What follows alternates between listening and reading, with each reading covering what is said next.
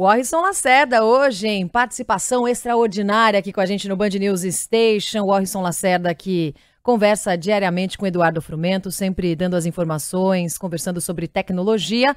Hoje aqui com a gente para falar sobre o ChatGPT, que foi proibido na Itália por não respeitar a legislação de dados pessoais do país. A gente falava agora há pouco, ChatGPT.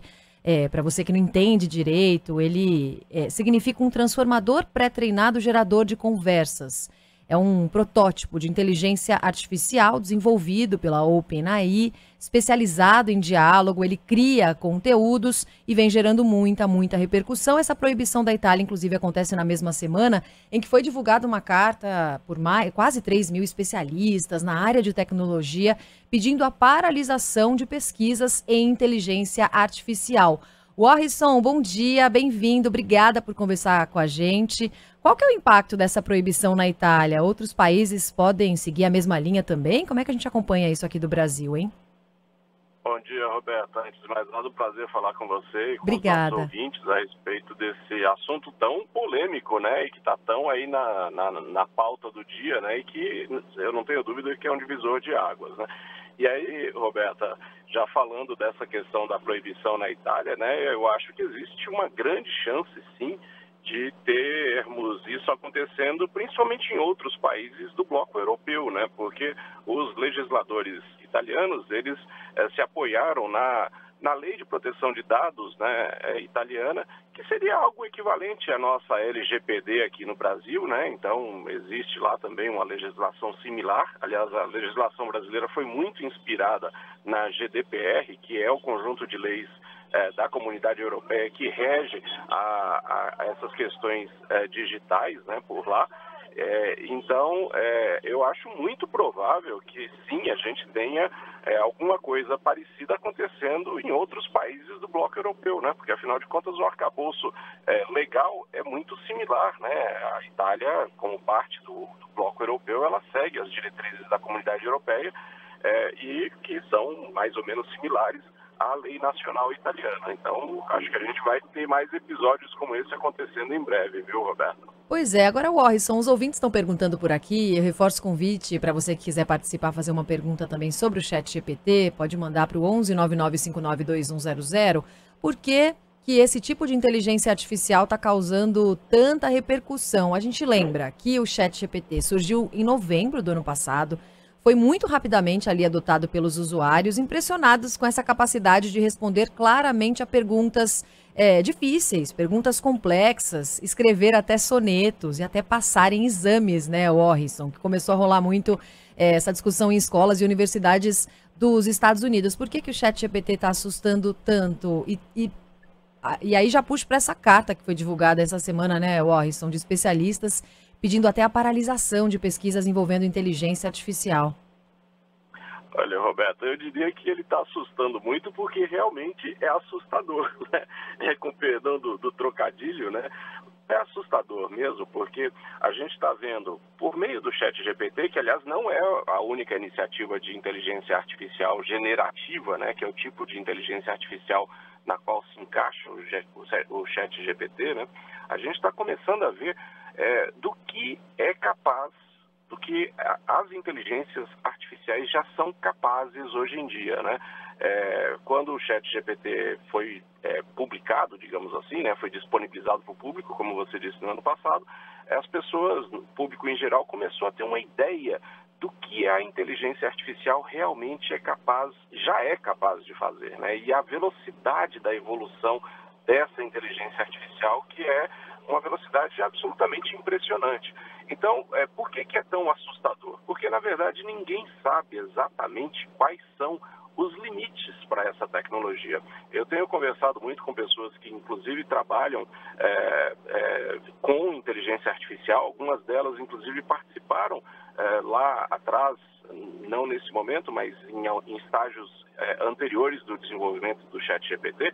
E a verdade é que mesmo essas pessoas não sabem exatamente quais são os limites dessa tecnologia que está sendo criada agora, porque ela é capaz de já dar respostas com um grau de precisão enorme, mas ela também já é capaz, por exemplo, de gerar imagens com um grau de precisão enorme, tendo como base apenas dados que são imputados, ou seja, você coloca, por exemplo, lá um texto e a inteligência artificial é capaz de gerar uma imagem a partir desse texto, né? E as imagens com um grau de realismo fantástico, né? A gente teve esses exemplos recentes, não do ChatGPT, mas de uma outra ferramenta chamada Midjourney, que fez Sim. aquela foto famosa, né, do Papa, enfim.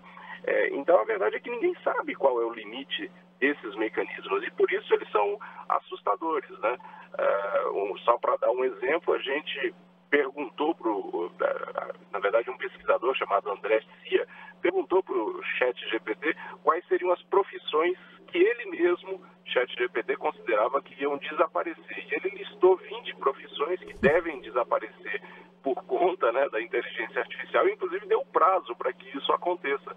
Então, acho que tudo isso faz com que a gente tenha realmente que refletir. Essa carta aí assinada pelos especialistas e por empresários, eu acho que é mais uma amostra do que a gente está enfrentando, que é uma tecnologia que ninguém sabe qual é o limite dela, né? Exatamente. Inclusive, o ouvinte Marcelo escreveu para cá, bastante gente participando da entrevista, Orrisson, falando que a cada pergunta ou interação que a gente faz no chat, a gente ajuda a própria tecnologia a se desenvolver. Então, estamos desenvolvendo de forma gratuita o próprio sistema. Ele mandou essa participação para cá. Valeu, Marcelo, pela sua participação.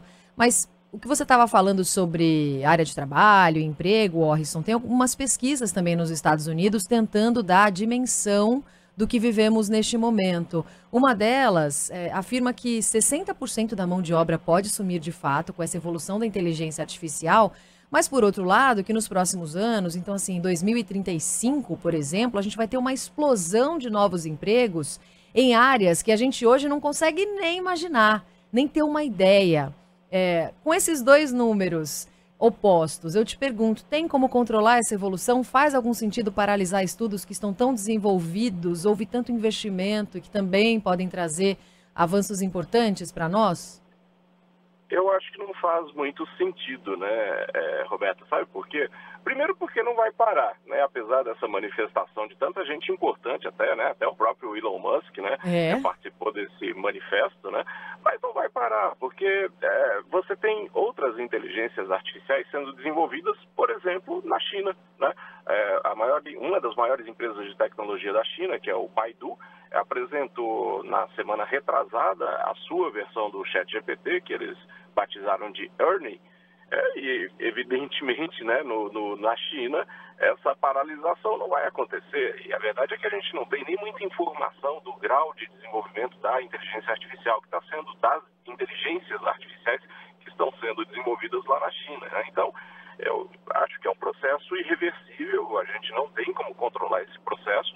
E sim, esse exemplo que você citou eu acho muito interessante, porque isso sempre acontece, né, Roberta? Quando surge uma nova tecnologia disruptiva, que é o caso dessas inteligências artificiais, né, elas, claro, chegam ameaçando postos de trabalho, oportunidades, mas também, num segundo momento, a gente tem uma explosão de novos empregos, né? A gente viu isso acontecer com a internet, mais recentemente. Lá atrás, na década de 1980, a gente viu isso acontecer quando os primeiros robôs começaram a chegar às linhas de produção e todo mundo achava que ia ser um desemprego em massa. O que aconteceu é que a gente teve a criação de uma gama enorme de empregos e de novas profissões ligadas a outras áreas, né? Qual que é o problema disso? É que essas novas profissões que chegam, que surgem, elas exigem pessoas e profissionais cada vez mais qualificados, né? E cada vez mais qualificados em áreas que são são áreas mais difíceis, de aprendizado mais complicado, né? Normalmente são áreas ligadas às ciências, normalmente são áreas ligadas à própria tecnologia e que demandam, portanto, uma formação, por exemplo, em matemática, em ciências exatas, que é sempre uma formação um pouco mais complicada, especialmente em países em desenvolvimento, como é o caso do Brasil, né? Então tem essa questão. Novas profissões vão surgir, sim, mas as exigências para entrar nessas novas profissões são muito mais altas. E até agora nenhum robô conseguiu sentir empatia, se conectar, né, com sentimentos pelo outro. Há alguma possibilidade do ChatGPT ou algum outro aplicativo começar a fazer isso no curto prazo? Eu acho que não, mas tem um episódio que me chamou muita atenção, Roberta, que aconteceu, foi relatado por um jornalista que é colunista do New York Times, e ele relatou uma experiência que ele teve com o ChatGPT. Ele começou a justamente provocar o ChatGPT, tentando receber algumas respostas nesse sentido, né, para saber se ele tinha alguma relação com sentimentos, né? E aí, lá pelas tantas, o ChatGPT disse para ele que ela, a inteligência artificial, estava apaixonada pelo jornalista, né, pelo colunista. E aí o colunista disse para ele, não, mas eu sou casado, né? E o ChatGPT respondeu para ele, não, mas o seu casamento é chato.